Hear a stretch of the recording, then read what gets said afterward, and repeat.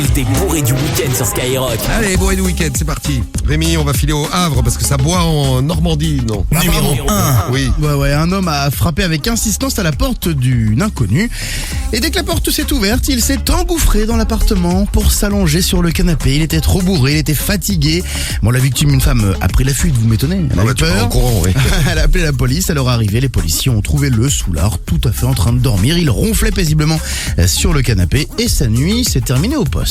C'est passé dans le 34 à la place numéro 2. Numéro 2. C'est un couple qui a pris une grosse cuite, ils sont bourrés tous les deux. La soirée a un peu dégénéré après parce qu'ils ont eu l'alcool mauvais. Vous savez, parfois t'as l'alcool mauvais. L'homme et la femme ont commencé à s'engueuler. Après, le ton est monté. Ils se sont tapés dessus et ils ont entièrement détruit leur appartement.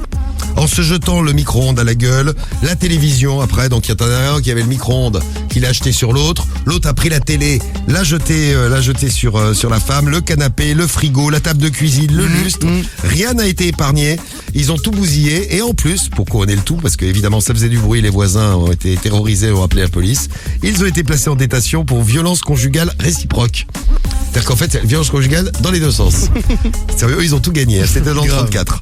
Et pour terminer, on va en Dordogne. Numéro 1. À Thiviers, pour être très précis, au moment d'un contrôle, un homme a d'abord proposé aux gendarmes un petit café, histoire de détendre l'atmosphère, voilà. Et puis finalement, comme ça n'a pas marché, il se dit c'est pas grave, je me mets à poil, comme si ça allait un peu mieux marcher. Ça n'a absolument pas fonctionné. Pas du tout. Il a été convoqué au tribunal.